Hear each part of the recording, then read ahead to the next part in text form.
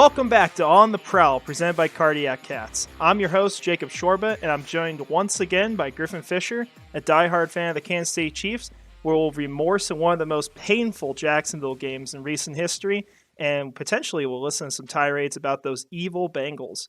How are you doing today? Better than mid-afternoon Sunday. Yeah, it's good to just take a break. Yeah, I've had some time to recoup and go out in the real world, but I'm back on football.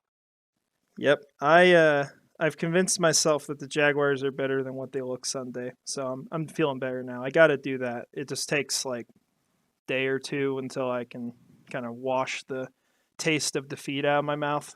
So. Oh yeah, I've already gotten to the point of just pretending like the Chiefs are guaranteed to win out for the rest of the season now. So all we need is the Bills to lose once and we're good. I've gone completely off the deep end. Hey, that's me every year. I mean, we're talking about 5-0, 9-8 season, playoffs. Like it's all there, of course. But yeah, let's get into the more real things than that, and we'll start things off by talking about what's happened this last week and some of our not so great predictions. So the first thing, I don't understand how this is possible. The Jaguars may have actually put up the best game out of their entire division last week. You had the Colts just get completely stomped at the end of their game. Over 50 points scored against them, and I think there was multiple offensive turnovers.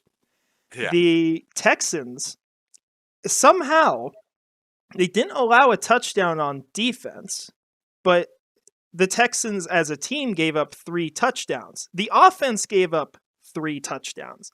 They got blown out by the Browns without giving out a touchdown. I don't think that's happened before in the history of the NFL as far as I can remember.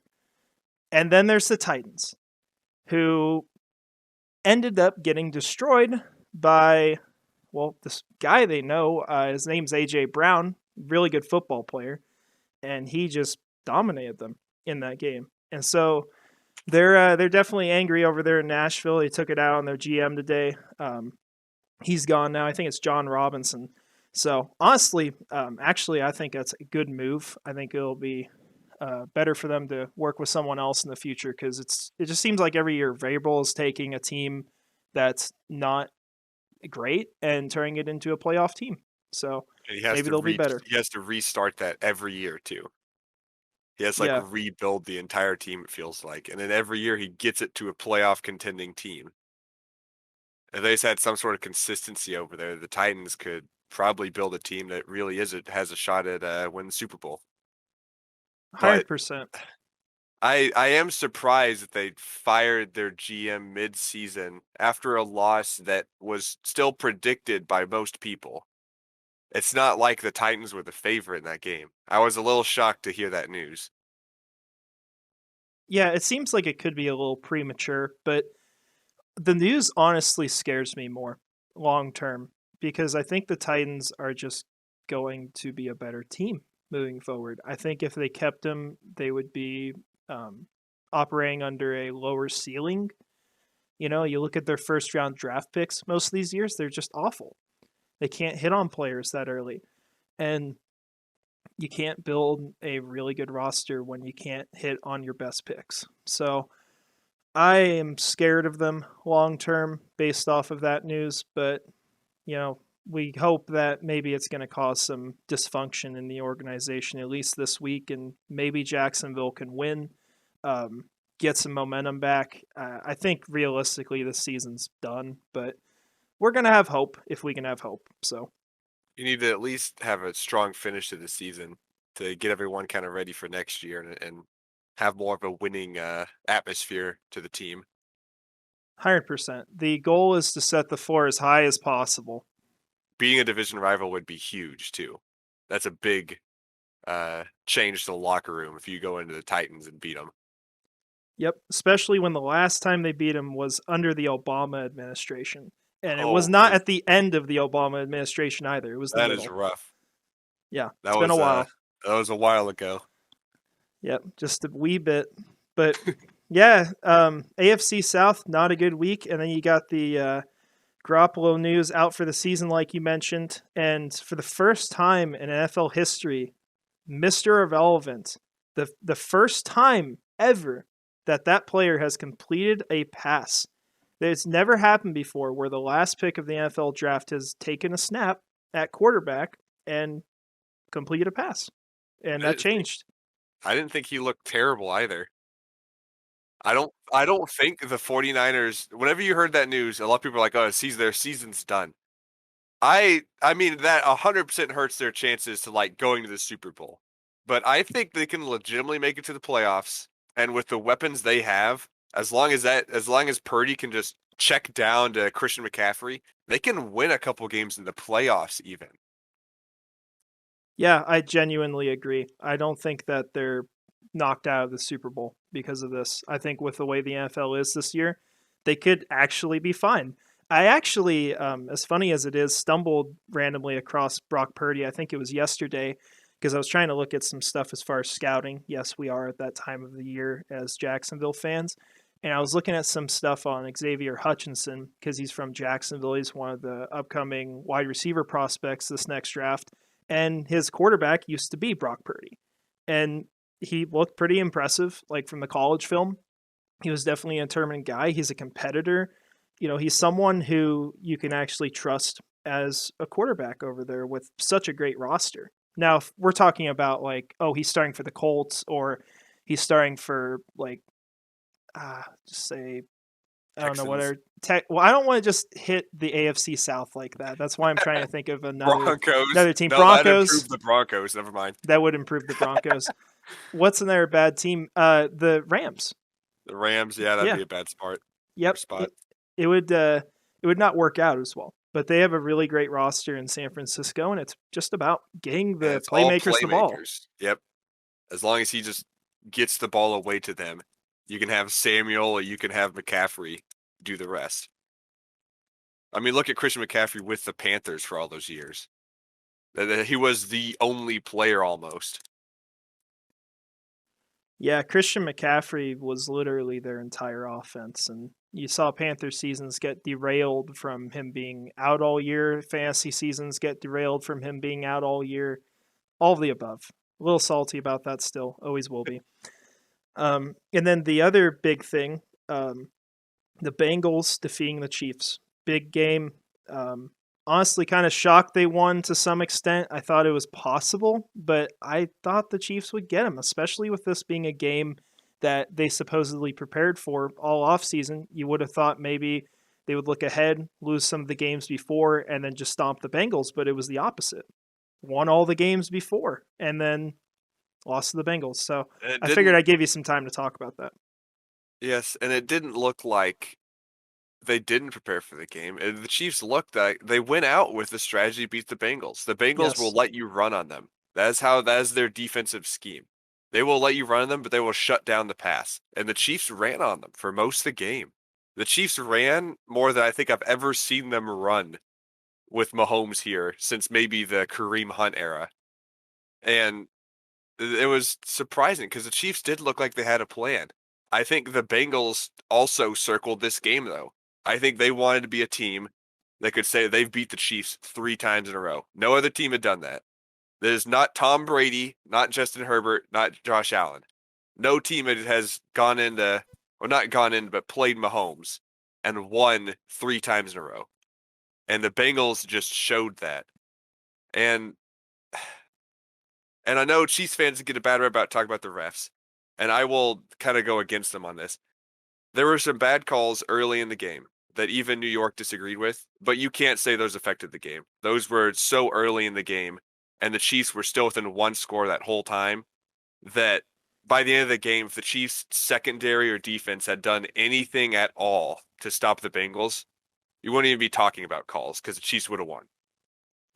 And I would love for the NFL to make it way more clear, and the referees, of what is a penalty and what isn't. Because the roughing the passers throughout the whole league this year have been awful. There has been huge games decided by it. And the Bengals and Chiefs game wasn't decided by a roughing the passer call. But the Raiders game almost was. And the Falcons lost a game because of one. So I think in the offseason, the NFL has to come out and make a clear statement on what's a roughing the passer call and what isn't. Yeah, I think that would be fair. I think in regards to penalties, something that a lot of teams acknowledge and have to realize is that great teams that are going to make the Super Bowl and go places, they have to be able to overcome that. Yep, I agree that Unfortunately, it's sad because sometimes you can be slightly better and lose a game, even though the you played better in that game because of the way penalties come in. I mean, for example, I'll talk about the things I know.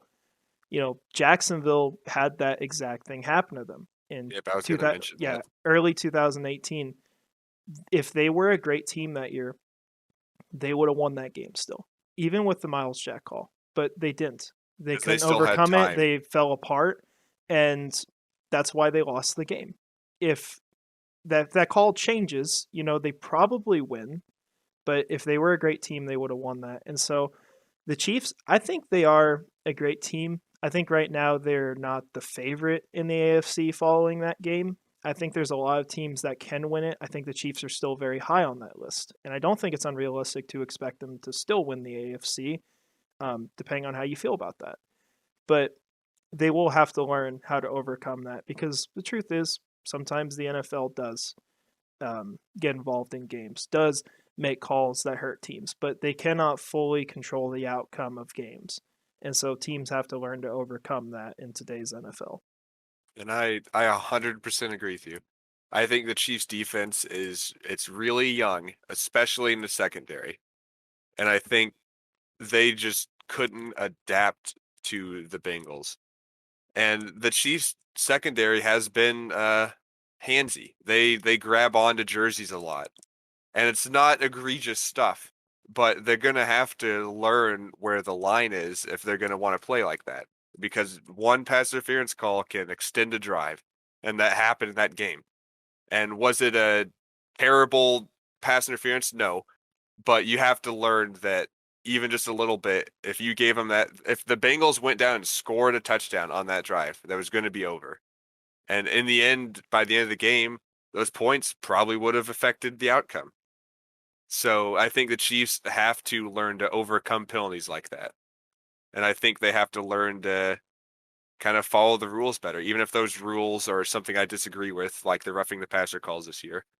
They're going to have to find a way to work around that, and they're going to have to elevate to a team that can have a penalty happen to them and still win. And I think they've shown that they can do that. They show that in the Raiders game. That pass interference call in the roughing the passer call against Derek Carr. That was awful, but the Chiefs managed to overcome that. The issue is that the Raiders aren't a good team. They weren't able to overcome that against the Bengals. So I think they got to, like what you said, they have to overcome those calls and become a great team. That one or two bad calls doesn't completely change the game. Yes. And they have the foundation to be a great team. They've proven they can be a great team. Time will just tell what happens there. We'll go ahead. We'll start talking about the most surprising teams and disappointing teams, and it's really easy for both of us this week to just pick Jaguars and Chiefs as the most disappointing. So I'll just kind of blanket statement before we both feel that our teams were most disappointing, but we will Yes. talk about other teams because we don't want to just talk about that. We're trying to go around the NFL a little bit. So for you, out of all the teams in the NFL, who do you think was the most surprising this last week? Most surprising, I would say the Tampa Bay Buccaneers. I got to listen to that game while driving to work, the end of that game. And whenever I heard that Tom Brady had one more shot to go down the field and win, I already knew the game was over. I think even on a team that is not very good, Tom Brady can still elevate them to go and win games. And I know the Saints are not a good team, but the Saints have had the Buccaneers number for a long time now. And beating a team like that is it's still a huge thing because the atmosphere changes everything. Look at the Broncos. The Chiefs have destroyed them for a long time. And I think that's a huge impact on their team. The Texans have beaten the Jaguars for a long time. The Saints had kind of owned the Buccaneers for a while now.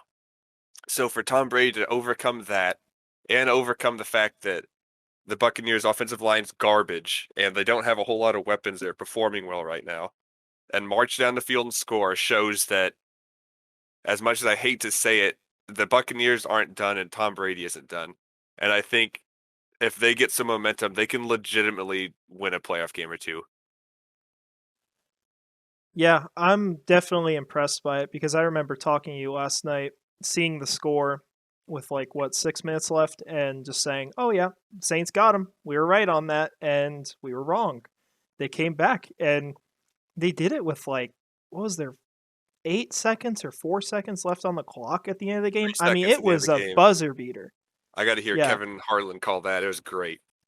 He yeah, was electric. And it yeah, should have been. That game, Tom Brady just did a classic Tom Brady drive down the field. And I was mad inside, but at the same time, I could just feel it happening. I knew it was going to happen. yeah. Tom They Brady used played. his dark magic one last time. Yeah, he did. They played a really great game at the very end, and the Saints just kind of did everything they needed to wrong. Um, they had a lot of opportunities to finish that game, and they just couldn't get it done. They couldn't put it away. And if you're doing that against Tom Brady, even if he's 40 something years old, you still can't do it. So, yeah, for me, the most surprising team of this last week was the 49ers because that game, I think early they went down, and then you had Garoppolo out. I might be wrong on that first part. They might No, have I been think the that's lead the right. whole game, but I think they were losing. Garoppolo gets hurt. That should kill a team, especially when that's your second string quarterback going down because you already had Trey Lance get knocked out earlier this year. Yeah, he And the reverted to a 40 third string. yeah, and the 49ers didn't just win the game by a thread. No, they beat him like 33-17. And they actually forced Tua to throw an interception. I think they might have had multiple Which turnovers is on the Dolphins. uncharacteristic. Yeah, they played a great game in spite of all of it. And so, kind of like we were talking about, the 49ers are still a team that can go make the Super Bowl, even with a third string quarterback. When's the last time that's happened? Because I'm pretty sure Philadelphia, it was second string, it was Yeah, not it third wasn't string. even that bad. Yeah, it's worse than what Doug Peterson had to do in Philadelphia. And they're still alive. They've got an interesting game coming up. I don't think it's this week, it's the week after. They'll play the Seahawks, who just had a huge last minute win. And that might be another surprising team that doesn't get mentioned today. That's going to be a big game. And the 49ers may win this division with everything going wrong, with all their injury issues they have every year. They They could are pull it very off. similar. They're almost like an NFC Titans, to where every year they have everything go wrong, but they still somehow construct a team that can play solid games and win. Yeah, the difference is that they win playoff games, though. Outside of 1 year. Sorry, I'm not Oh, trying to throw I mean, jabs it's at the true. Titans. They win the division every year. I mean, respect to them, but the truth is they don't go anywhere in the playoffs, and they're better still because we don't even They get to the playoffs. Yeah, they collapse in the playoffs every year. Yeah, so I think that's the only big difference. But yeah, no quarterback usually on both teams. They screw that up, or they have someone who's okay. And that's how I feel about Ryan Tannehill. He's okay, and I'm sure he'll prove me wrong this week. I'm sure he'll play like his best version, just despite the Jaguars. But yeah, as far as disappointments though, who was your most disappointing team outside of the Jaguars and Chiefs? I looked around the games for a while, and I came back to one I actually watched the end of, which was the Broncos and Ravens. And I'm gonna have to say the Ravens. That team without Lamar Jackson is a team that can only beat the Broncos by 1 point. That team, I mean, they have Mark Andrews, and they can't even utilize him properly. They should have crushed the Broncos with or without Lamar Jackson. but them only beating them by 1 point, 10-9, with Lamar Jackson hurt, shows that team needs to pay Lamar. They need him on the team, and they need him to be healthy. Because when he's gone, they can barely beat what I would consider the worst team in the entire NFL. So that was a huge disappointment this week from them. And if Lamar's not healthy this next week, which he's not projected to be, I expect the Steelers to beat them. Yeah, and I'll probably be right there with you. You also forgot one other really good player on their offense, tight end prodigy, Josh Oliver.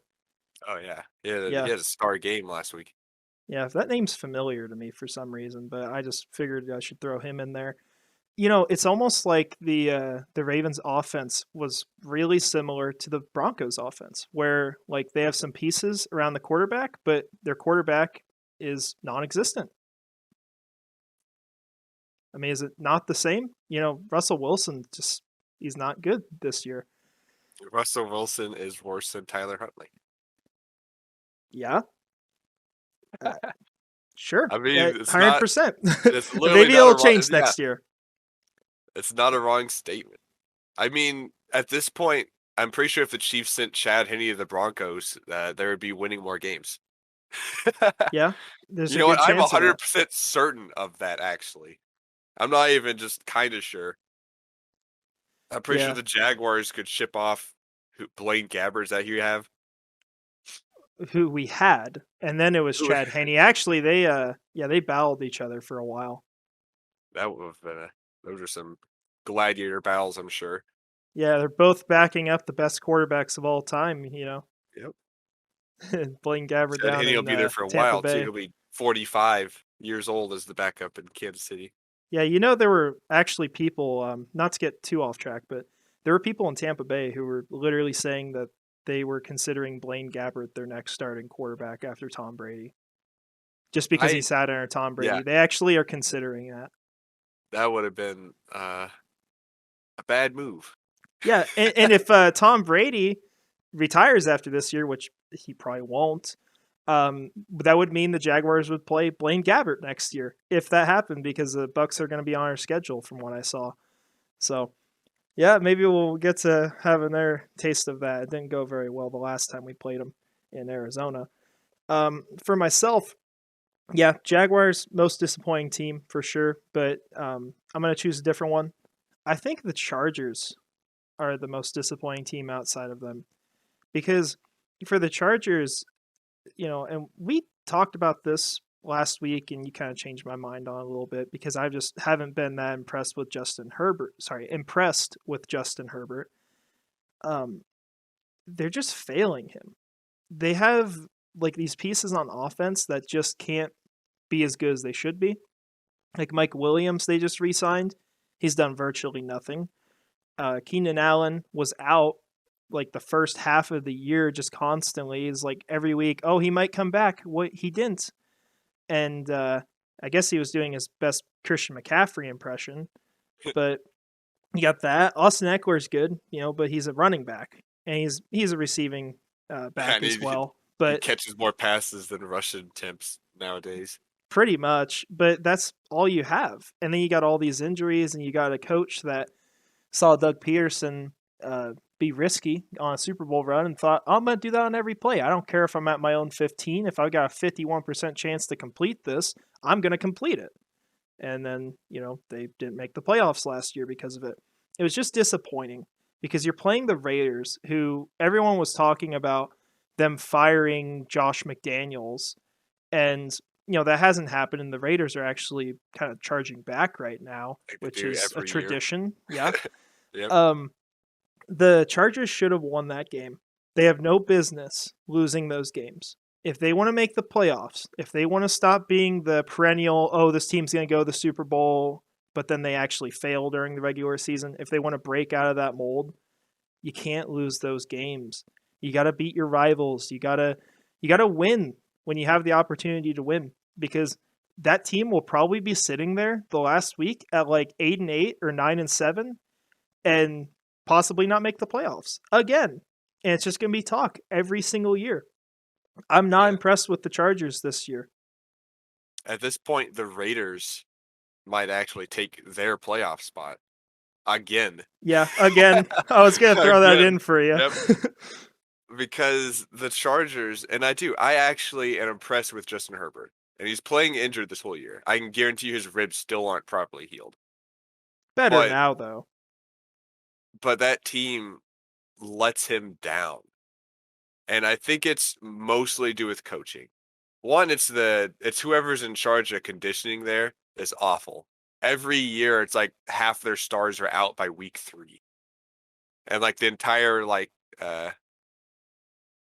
hope for the season is just dead right away. But it's also just the head coach. I don't think that's the right move. And the Chargers have to try something different because they should have been a playoff team for like 3 years now. And instead, they don't even make the playoffs. They lose to teams like the Raiders, who they should beat. Or they lose to teams like the Jaguars, who they should have beat. And if we're looking, the Jaguars had to fly across the country to play them. They had That never should have been a lost to the Chargers Jaguars victory. at home Yeah, in the entire history of the franchise. but I would 100% agree that not only were they disappointing this week, they've been a disappointment every week this year, pretty much. I Yeah, mean, look at the Chiefs crushed them last second twice. And if we're looking back to last year, the Chiefs have done it 3 times in a row with last second drives to beat them. How demoralizing is that as a franchise to have one of your rivals just own you in such a brutal way 3 times in a row? yeah, it sets the culture. I was listening, for example, like to Jaguars Happy Hour yesterday, probably my favorite show of the week, and they were talking about how like the tradition of losing to the Titans in stupid ways and just not being good against them, like it goes back to like 1999. I mean, it has stayed around through generations, and it takes a lot to change that. And the Chargers have sure as heck set up the tradition of chargering it, and I don't know what they can do to fix that. For as You know, for as long as I've watched the Chiefs, they've done that since the very early 2010s or even late 2000s. I could always count on the Chargers messing up a game and giving the Chiefs a win. And I'm guessing that culture probably goes back even farther than that. yeah. I mean, they've never won a Super Bowl, right? Nope, Yeah, the only I team think in the division. they've played in a Super Bowl, if I understand correctly, but that's it. It's probably like once or twice, so not a great history there. But they would definitely be the team that disappointed me the most outside of the two we're going to talk about more. So with that transition, let's go ahead and let's move on to my favorite segment of the show, all things Duval. So I've got two things I want to talk about today. And the first one is something I just posted on earlier today. Of course, this will go up on Thursday. We're recording on Tuesday, so this won't really match up with anyone watching or listening. But I want to talk about the defensive coordinator because that's the big hot topic this week after the game.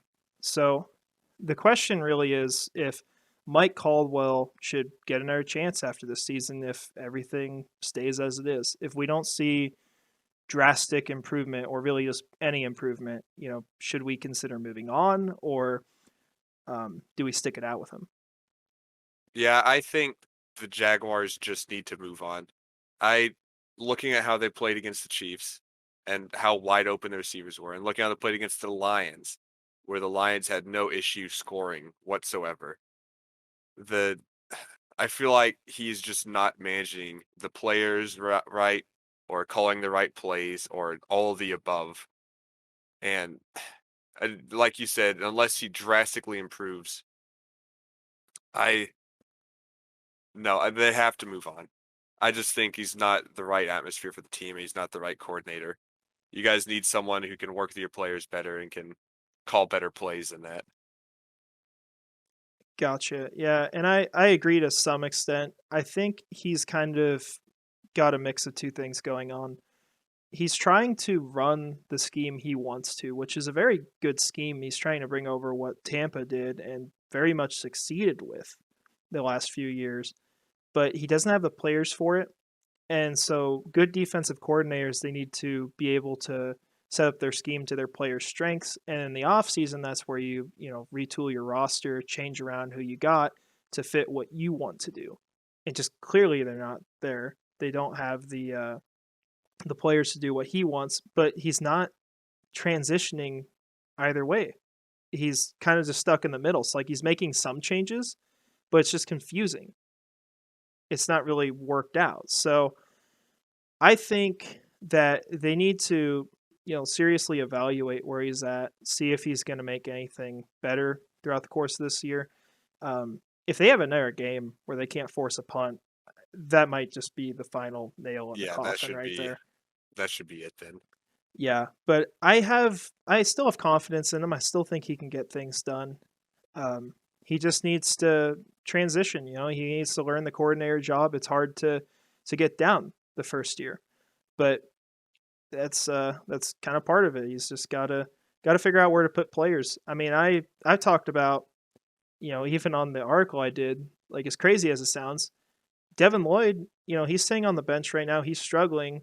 And the main thing is that he doesn't know like what his assignment is, what he needs to do. That's part of the problem with being a linebacker. He's a guy who can rush and he's a guy who can run block. Why not try putting him on the line? Why not put him on the interior or the edges and just say, all right, we want you to go get the quarterback? Pretty clear. You can't get confused on that play. Like you got to be kind of creative with it. See how you can use these players. It's kind of dumb to have your first round pick sitting on the bench and not developing, not learning anything, only losing confidence. In it being also a player who won Defensive Rookie of the Month in September just doesn't seem very smart to me. Yeah, but, you need to. That brings up a good point. I think you guys might need to move on just for the sake of your young players not getting disheartened in the team. I think you guys might need to move on so that the young players know they're not crushed in the sense that they still believe in themselves and they don't think that they're the issue. I think getting rid of the defensive coordinator shows that, okay, you guys aren't the issue. It's the coach. We'll get you a different coach and we'll start winning again. Could it also dishearten the team, though, to move on from a coordinator the first year? For example, Laviska Shenault was a player we had a ton of hope for after the first year. And then we changed offensive coordinators to, I think went from Jay Gruden to whoever the heck Urban Meyer had. And then he had a terrible year. And then we changed it again this offseason with a new head coach, again. And he couldn't even make the roster. He had to get traded to Carolina. So I almost kind of wonder about that too. Like the Jaguars need continuity. And if there's any way they can keep him around and any chance that, or a reasonable chance that's going to work out, then they should, stay invested. And it's not like this is just some random guy. Mike Caldwell was a very good linebackers coach, and he did it on the Super Bowl winning team in 2020. For the 2020 season, 2021 Super Bowl, however you call that. So I think they need to stick with him for now. But if things get really bad continually down the road, then they've got to consider making a change. One guy that immediately comes to mind, and also interesting enough, has been mentioned a ton on Chiefs Twitter, is Vic Fangio. Much like Peterson, he's had a year to kind of relax. He has been with the Eagles as a defensive consultant, but that's not as big of a role. He's had a lot easier this year, and so maybe he comes back better. Yeah, he's not going to go straight for head coach. He's not going to get that job. He's going to need to be a coordinator. He's been great as a coordinator in different places. So it makes sense for a team like Jacksonville or even the Chiefs to go after him as a coordinator if they have the spot open. And then, honestly, if the Chiefs picked up Fangio, I think Spagnuolo, while I'm not super impressed with him, he did improve the Chiefs' defense by a large margin. That could legitimately be a gap filler, or maybe even a defensive coordinator for a few years in Jacksonville that I think would work. I don't know if it'd be a long-term solution, but I do think it'd be better than what you have now. I don't want to take on people's trash. That's But it's a my feeling Super Bowl towards it. contending trash. Yeah, but It's like not. really shiny. They didn't make the Super Bowl because of Spagnuolo. No, I but I would 100% say it helped. If they'd kept Bob Sutton, our old defensive coordinator, sucked. If they'd still had him, I don't think they would have made the Super Bowl. So in a weird way, getting Spagnuolo did take them to the Super Bowl. He just wasn't the deciding factor. I don't think it'd be bad for the Jaguars, but I would think that you guys should go after someone who is more proven. Yeah, and teams that settle don't win Super Bowls. So That's a I'm fair not point too. settling for Spagnuolo as my defensive coordinator if he gets fired from the Chiefs. I just think that's stupid. I also just want My to be just expansion for the personal opinion. Chiefs instead of the Jaguars. So I need Yeah. that to happen so Well, that way. ideally, Mike Caldwell just works out, but who Yeah, you know what? knows? I've We'll changed see. my mind. I think you guys need to keep him. Sure thing. Sure thing. Sure thing. And he can go destroy the Broncos like he will this week, with their former head coach though in the future. So you got that Or that to look Broncos. forward to. Yeah. The other thing I'll talk about just for a moment, the Jaguars need to make some changes on the roster the rest of this year. Where I mentioned with Devin Lloyd, just trying something different. They need to just take some chances, and they also need to learn what they have in their players. The biggest change that has to happen, in my mind, Darius Williams needs to be a boundary cornerback. I know they signed him for the nickel. I know that's their goal. But Shaquille Griffin ain't coming back next year. He's probably not even going to start another game this year. He's done. So you need an outside cornerback. Darius Williams is an outside cornerback. He is not a slot cornerback.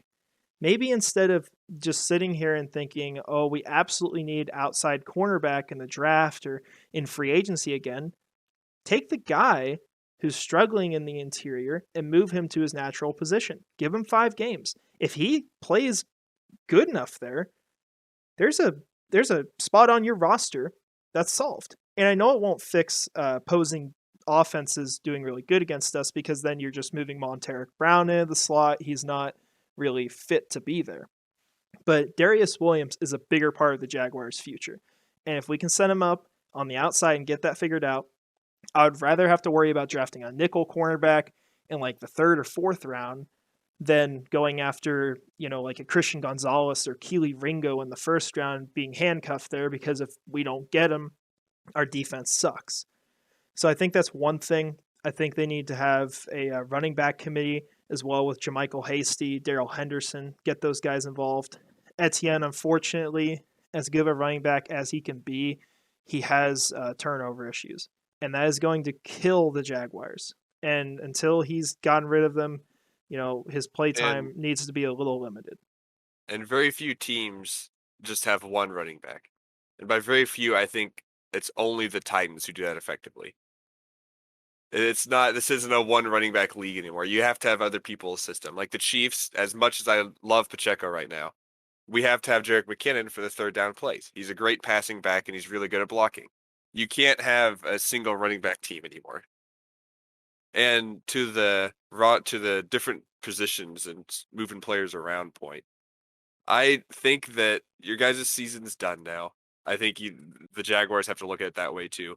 Not that they should lose. They actually shouldn't. I think they need to look at it like it's still going, as long as it's alive. I mean, as in terms of swapping players around, I think you need to start testing out different positions for different players and seeing what works. Because even if they don't want to admit the season's over, you need to figure out what players you're going to be keeping next year and where they'll be starting and what positions they'll be playing. So I think you need to start testing around with that now rather than in the off season or in training camp next year. Yeah, 100%. I would rather know whether Darius Williams is a part of this team's future now rather than ask the question later. We need more answers than questions when we're going to the off season, or just more answers in general. It didn't make sense what I was saying. So yeah, that's really why I want to hit on the Jaguars with. We haven't really gone into details about the loss, but there's not much to really hit there. They just didn't play a good game. Defense just couldn't stop them. They couldn't do anything. And, Andre Cisco being out definitely hurt, but it doesn't excuse giving up 40 points. How And did the Lions are good. I didn't see the early part of that game because by the time I actually looked at that game, it was decided. So how did Trevor Lawrence perform? He was fine. He wasn't great necessarily, but he definitely didn't take a step back. I mean, definitely his best part of the game was him coming out in the second half, scrambling, making runs after the injury, and leading him down the field for a touchdown, and then getting 2-point conversion. Although that play wasn't really Lawrence, it was just a really interesting call by Doug Peterson that worked out really well. So he was fine, but it wasn't the 4 touchdown performance we were talking No. about last week. I mean, I think that was a fair prediction. The Jaguars. Now, my other point I made about the Lions last week does stand true. They have played really well at home, and I think that their coach there, what's his name? Um, Dan Campbell. Dan Campbell, yeah. Yep. I think that he has changed that atmosphere, and even though they've not been great on the road and their record's not great, how they perform in their home stadium is a huge boost to that team. And I think that they just played another great game. Yeah, I think home field advantage had to do a lot with it, but I think the main thing was just Jacksonville's mentality. And I'm not going to go into that too much. I don't really want to talk about it a ton. I also know we need to talk about some other things, but I think Jacksonville has a problem overlooking teams that they think are worse than them. Um, they've done this with the Texans. They did it despite losing 9 times in a row. They were throwing jabs at Matt Ryan before the Week 6 game, calling him a sitting duck in the pocket. And so now I really wonder, with the Lions, if there was any of that going on. And that's a big issue I think they're going to need to fix. Maybe it's not an issue anymore, but what I've seen points to that being a problem still. So that's all I'll say on that. But you ready for Chief Culture and stuff? yeah, I was just going to mention that culture is just a really big thing to team and atmosphere and making sure everyone's on the right page and not too cocky. But yeah, I'll move on to the Chiefs. And Alrighty. I had a question for you. I was going to say, are the Bengals the best team in the AFC or one of the best teams? Or are they just built really well to beat the Chiefs? Because their roster is almost a perfect match against the Chiefs. So which one do you think plays more of a factor? Yeah, that's a good way of putting it because I would just say both right off the bat. I think they deserve to be called both right now.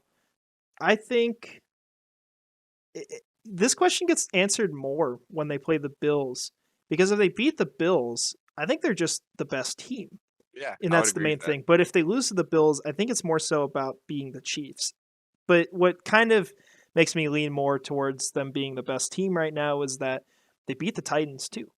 They beat them after what happened last year where the Titans fans were saying like, "Oh, they didn't win that game legit." Even the Raiders fans said that like they go and beat these teams again. I think the not only is the roster great in Cincinnati, but they have a mentality to where they just show up to these games and they play hard. I mean, when was the last time Travis Kelsey was like stripped of the football? That's unheard of. Yeah, never. And you can't blame him for that because the he has always fallen forward for yards like that. That's been why one of the reasons he's so great is that when he gets tackled, he falls forward for like 5 yards while being tackled. So you can't blame Kelsey for that. That was just a defense that wanted the ball and they got it. And that play I would characterize as the most important of the whole game because the Chiefs were going to not put that game away, but make it very hard for the Bengals to come back if they had went down the field and scored that drive. So I think the Bengals just wanted it more there. At least their defense. Yeah, their defense did a lot, and the offense did too. I mean, Joe Burrow had a really great game. He had, I think, 300-ish yards, 3 touchdowns, 0 interceptions. He played really good. So they just, as a team, they really wanted that game.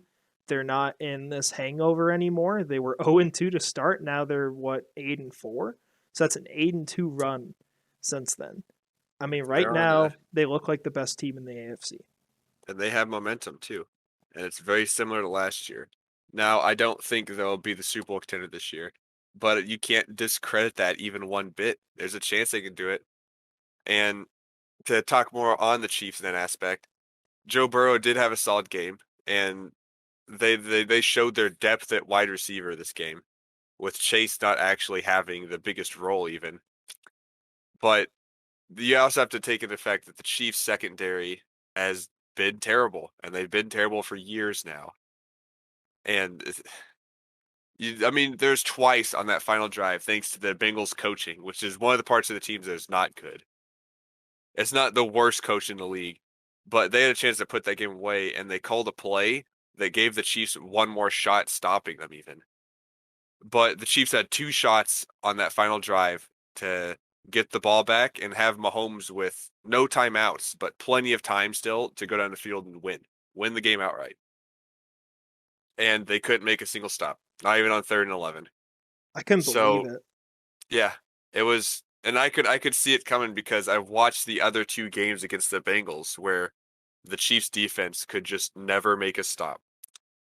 And I think that as good as the Bengals are, and I will say that they're at least the second best team in the AFC, I think the Bills actually stack up against them better. And I think the Chiefs, if you flipped a coin again, could beat them also. Because the Bengals got a lot more of the turnover balls and a lot more of the not a lot more of the calls, but they had the two big calls that impacted the game. So and the fumble. So with all that stuff happening and just barely being the Chiefs, I think the Chiefs could beat them if they played them. But I right now would have them as probably second best in the AFC behind the Bills. And I would also credit the Chiefs for them being built really well against the Chiefs. With so many wide receiver threats, the Chiefs have the defensive players to take out one or two threats. But when you have more than that, the Chiefs, they're putting a 6th-round rookie on a wide receiver too. And I just don't think that's a good matchup.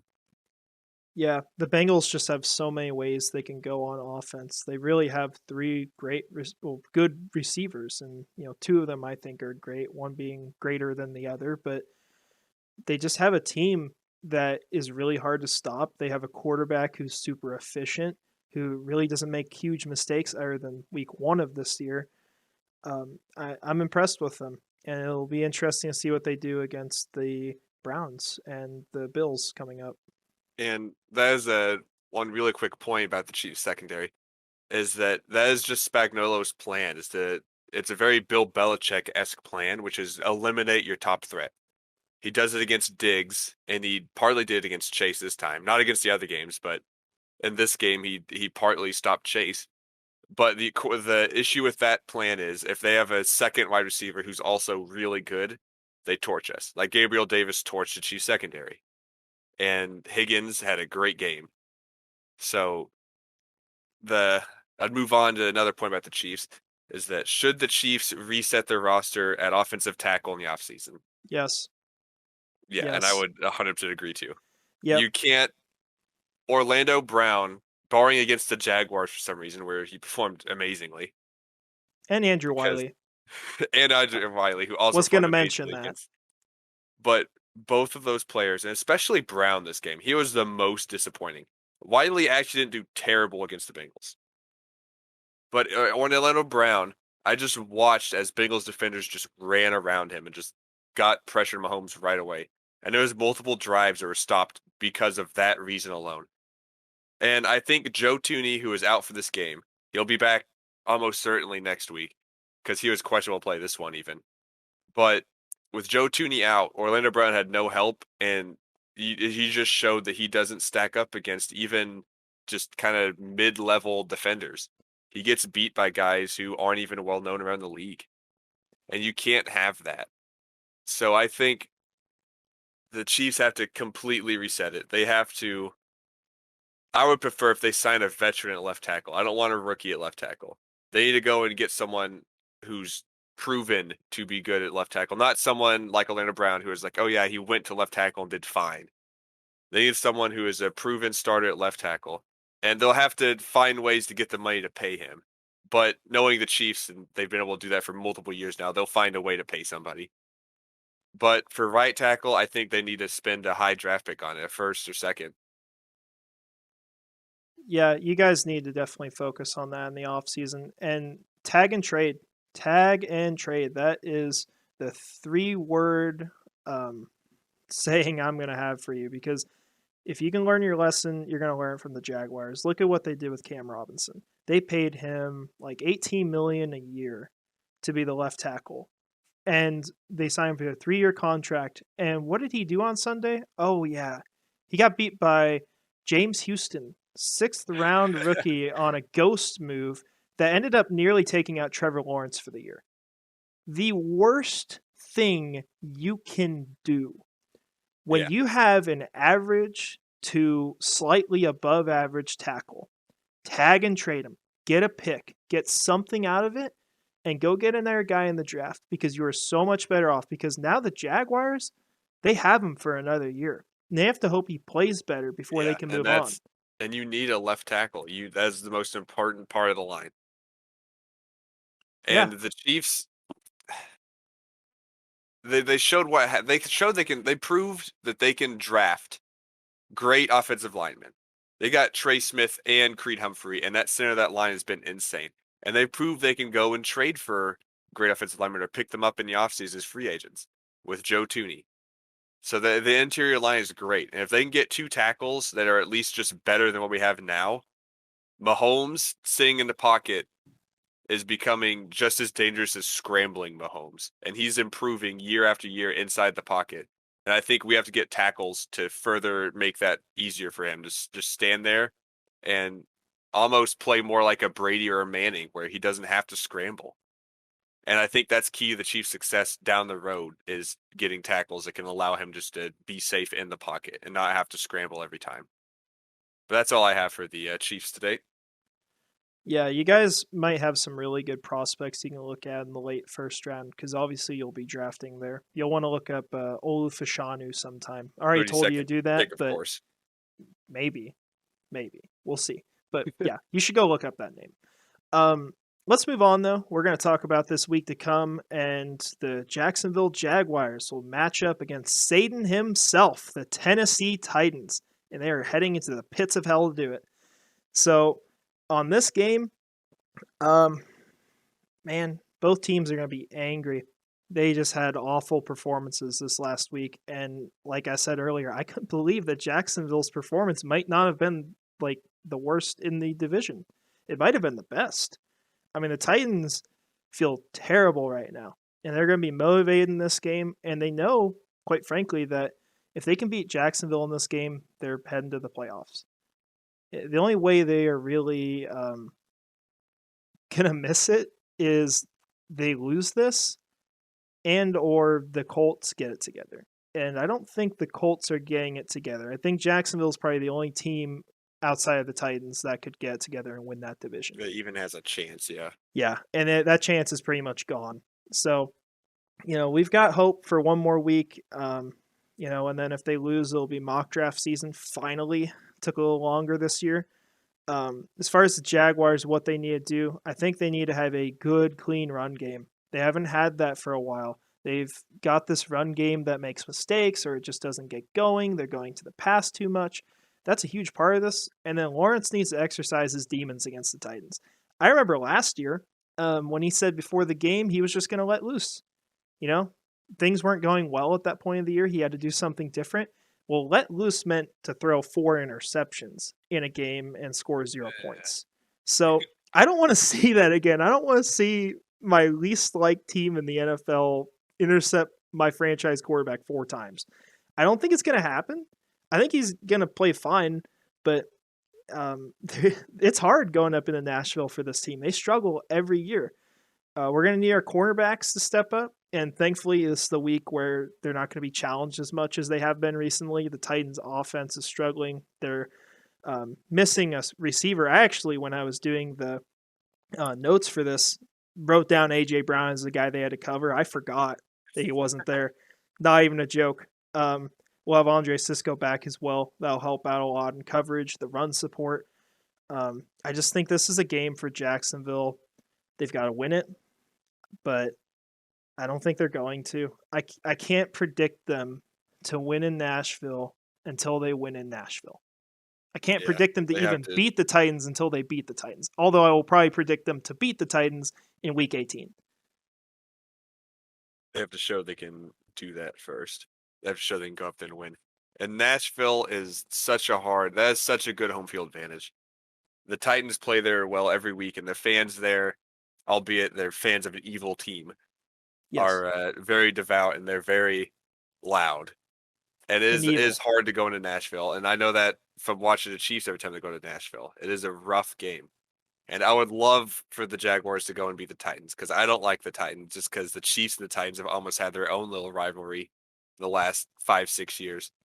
But I can't predict the Jaguars to win. The Titans, this game might be the most important for them for the whole rest of the regular season. Because they win this, they've got the division pretty much locked up. They could lose like 3 games and be fine. So I think they're going to go out and they're going to play really hard. And I think the Jaguars will make it close for a large chunk of the game. But I think the Titans will have the lead. And when they have the lead, all they have to do is let Henry run and the game's over. So I Yeah, think I would probably have like a 27-14 game Titans. that's not even close. I think I mean, they would score late. It wouldn't be 2 scores for the whole game, but I think they'd get a lead early, and I think with Henry, I don't think they can give it up. Not in Nashville, at least. yeah, one good thing for Jacksonville is that the Titans' offensive line has not been playing good recently. If there is a week where Trayvon Walker or Josh Allen are just going to go straight up get some sacks, this is the week. This is the week we need it. So there's a chance that they could be effective. We need Fatukasi and Hamilton, Roy Robertson Harris. All those guys need to step up in the run blocking. This is going to be their toughest task of the year. They have a shot. They could go win this. I would be surprised if they did, but I think that this game it could either be a really close loss or it could just be a blowout. I could see Jacksonville folding at this point of the year. They've done that so many times before. It's hard to predict against it, but this team's also a little different. Still got the Jacksonville brand to it, but who knows? It's probably going to be a loss. Just what way is that loss going to come? So And a final point on him. If Treylon Burks doesn't clear a concussion protocol, which so far it's up in the air if that happens, the Titans are down to 1 reliable receiver on the whole team. So that could actually be something that impacts the game. Because Burks he's really showed up here the last few weeks. He's become an important part of that team. yeah, and we could get him with Tyson Campbell. You're talking about Robert Woods, right? Yeah. Yeah, Tyson should do fine on Robert Woods. So then it's really just players who might not be NFL caliber going up against each other. Exactly what you want to see in a game, of course. We want to look at the Broncos Chiefs game now. Yeah, we'll move on to that. Okay, so I don't like to usually get cocky about games because the Chiefs make them really close all the time. But if there's ever a game where I think the Chiefs should 100% blow out their opponent, there's no excuse for why they shouldn't. It would be this game. And it sounds so cocky, but the Chiefs with Andy Reid don't lose twice in a row. It doesn't happen. The last time it happened, Mahomes was out with a knee injury. So, and in that season, they won Super Bowl, though. So, but back to the Broncos. Nothing about their team says that they should have a chance at winning this. Their Now, the defense Chiefs, could. their defense is good, but even their defense in recent weeks has looked not as good as it should be. Even they've been struggling recently. And I think the Chiefs, with how mad they were after that Bengals game, you saw Mahomes in the sideline after his final drive. Pull the He was Tom Brady. pissed. Yeah, he did. He did a Tom Brady face. And you know what happens after the Tom Brady faces? It's never good. Some poor team gets obliterated just by proxy. It wasn't even their fault. And I think the Broncos are going to get murdered here. I think their second game against the Chiefs late in the season, they might actually be competitive in that one for a bit. But in this game, I think by the end of it, the Chiefs will be up at least 2 scores, and it'll have been a solid win that people can overreact to on after the game, including me. Yeah, it'll make you guys feel a lot better once this is over. I feel like this game is going to look like a blowout in the score, but I think there's a chance that there's some turnovers by the Chiefs offense. I think this could be a game where like Patrick Surtain could intercept Patrick Mahomes. Battle of the Patricks. I think that this is going to be a game where the Broncos can't score. The defense is trying to keep them in it the whole game. They're having some success at doing it, but Russell Wilson quite literally does nothing, and it proves why this was flexed out of Sunday Night Football. And it's like a 24-6 game. That's actually probably what my prediction is going to be, 24-6. Yeah, and I think that could happen. The Chiefs played the Steelers last year in the playoffs, and the Steelers got a defensive touchdown right away. And for like half a second, it looked like they might win. But then the Steelers' offense couldn't do anything. They couldn't get any momentum or even capitalize after that anything. So it could be similar to that, where some tip pass could go up in the air or a bad throw, and the Broncos could get a pick six on it even. But their offense, barring the Chiefs just completely shutting down, should never be able to keep up with them. Yeah, I think that there's the proclivity for the Chiefs offense to make a mistake and to give Denver a chance, but I just don't think Denver's going to do anything with it. I think as the game goes on, the hope's just going to kind of fade away and it's still going to look like a blowout. I don't see any way this game does not look like a blowout. If it does not look like a blowout, you guys, quite frankly, might be Yeah, I'm going to be evaluating very some worried things. if this game isn't a, a destruction. I think the Chiefs can't, they shouldn't hold back in this either. They need a big win to inspire the team now. Even against a crappy team, blowing out an opponent like that would be a huge boost to the team. I think the team kind of needs that after the Bengals game. Yeah, that would be great for you guys. So yeah, now that we've talked about the games we care about, let's take a look at the rest of the Week 14 schedule. So we've got I don't know if there's any great games this week. I think Chargers Dolphins could be interesting, but it's sort of a Yeah, this whatever week's a week. little rough. Yeah, I mean, I think Jets for our Bills. teams it's important, but The Bills are looking to get revenge on the Jets. That could be an important game. yeah, I've got the Bills beating the Jets in that one. I don't think that they're going to get swept. They got to keep the number 1 seed as well. It just doesn't make sense to me for the Jets to beat them twice in a season. Yeah, as much as I would love for the Jets to beat the Bills, I just barring a Mike White superhero hero game, I can't. Potentially. Yeah, I can't hope for them to beat the Bills. And I don't think it's realistic. Now it could happen. Division games are always different compared to non-division games. Division teams always play harder, and I would be incredibly happy if it did happen. And I think it will be close scoring. Actually, I think the Bills will make another stupid mistake. But I think the Bills overall will still win it. It's at home. I think they've yeah. I would love for the Jets to do it, but Bills are gonna win. Yeah, I think the Bills are going to kind of put it together throughout the course of the season. I think they're going to kind of turn back into their early season form as the games go on, and I think this is going to be one of those steps towards it still. The next game, Bengals and Browns. Who do you got? That's gotta be Bengals.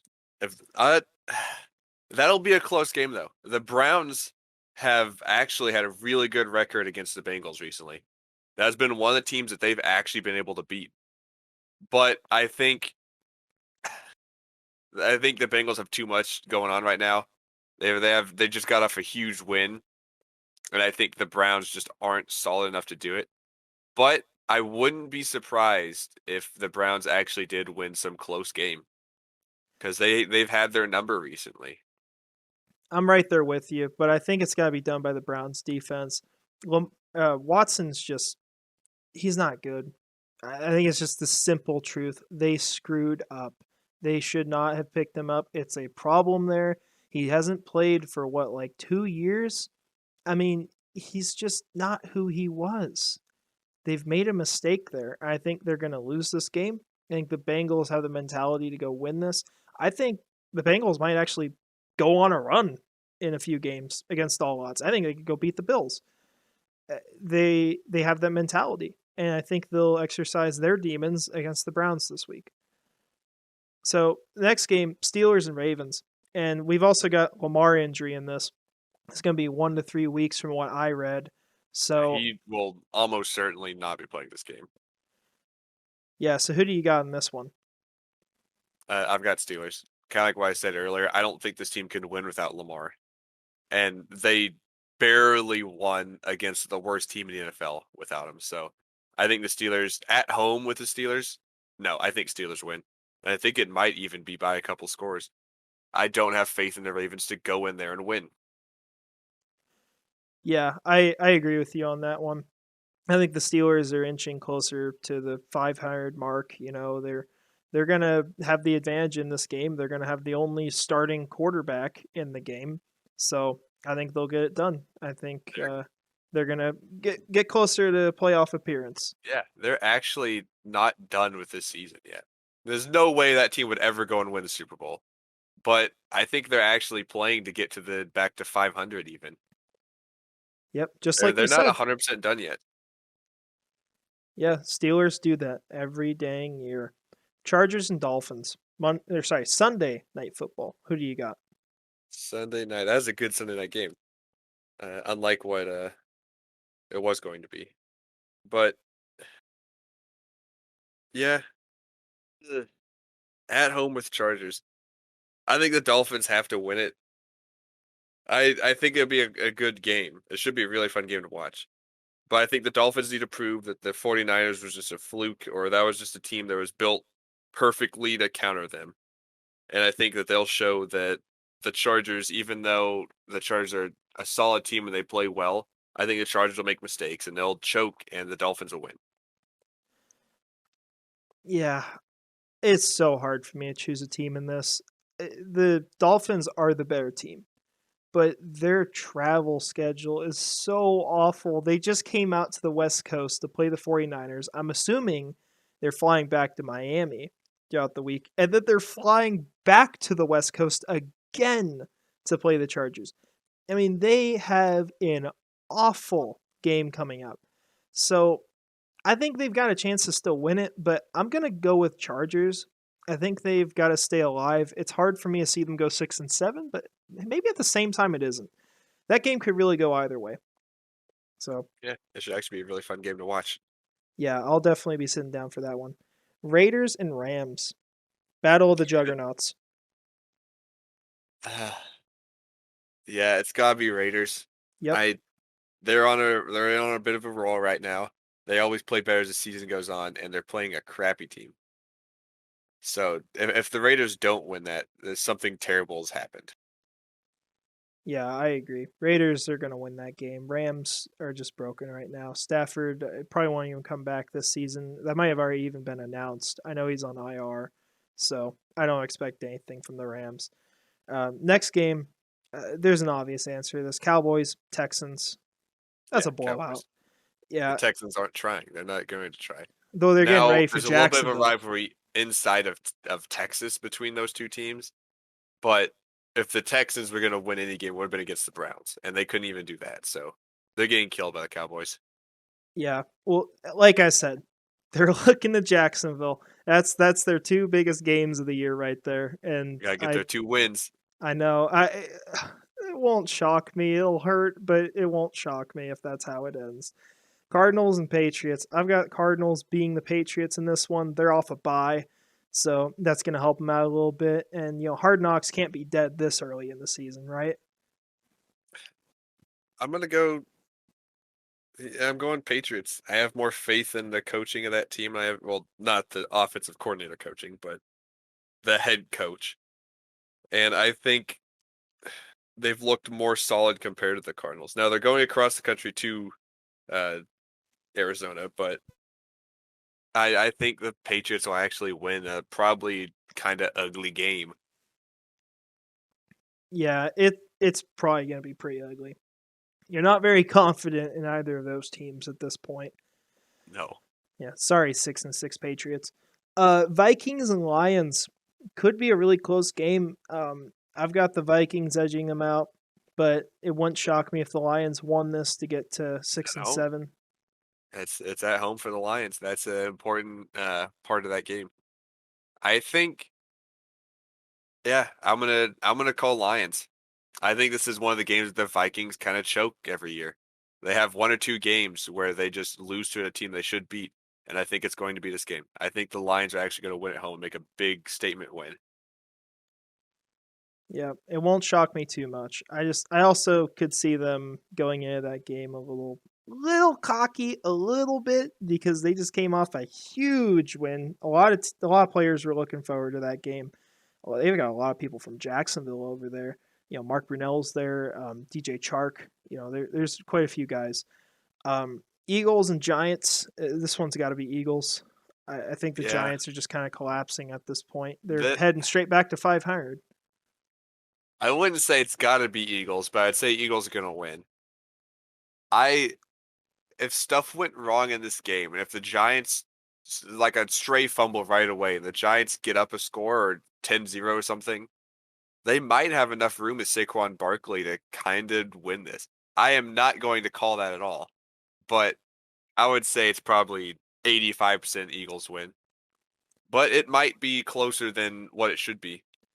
Yeah, Saquon Barkley is gonna probably have a pretty big day. The Eagles' run defense, I know, has been one of their big issues because I just hear them constantly talking about, "Oh, we're gonna go get Jalen Carter with the Saints pick."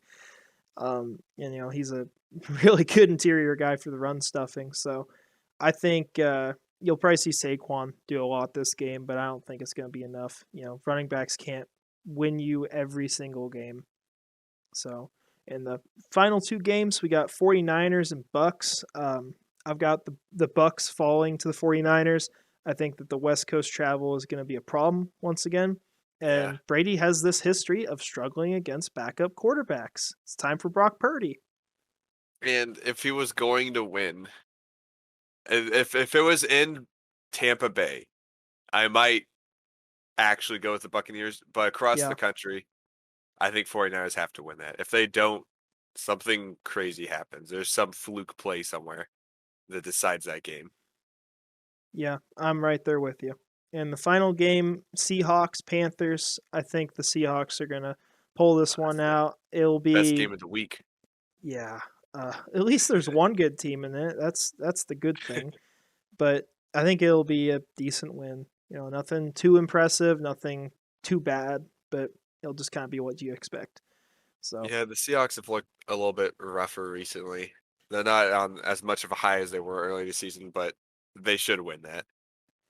yeah, I don't see a that's the reason why they expectation. shouldn't. Yeah. Plus they're setting up for a big divisional game the following week with the 49ers. So they gotta stay alive till then.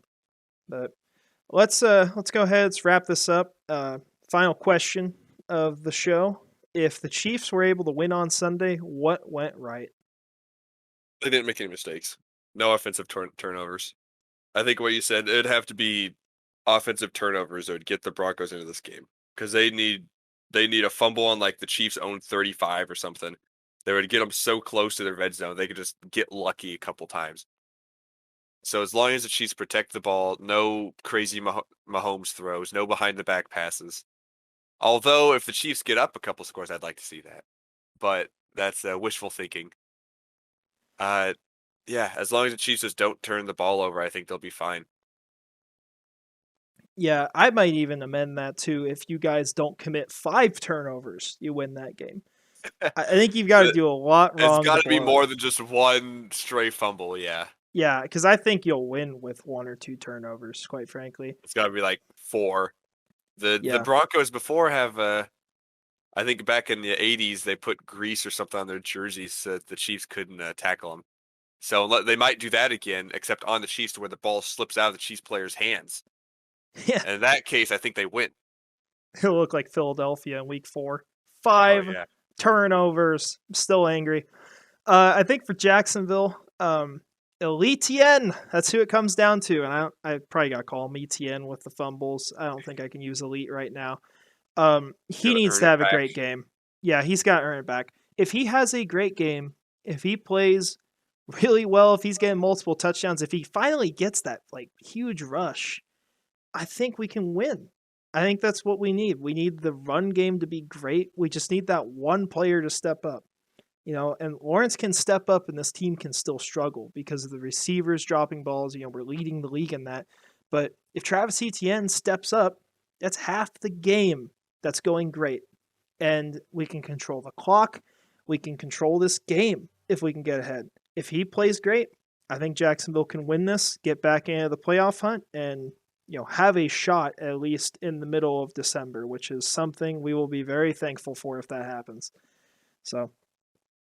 Yep, I 100% agree with you. I think if they are going to win, it's going to have to be with setting up the run game. Your offense is going to have to be able to control the clock because if the Titans control the clock, they win. That's just how that team works. Yeah, we cannot let this game get out of hand. We've got to come with our A game, play great. It's the only way it's going to get done. Well, we appreciate y'all joining us today for the latest episode of On the Prowl, presented by Cardiac Cats, and we'll see y'all next week after Week 14.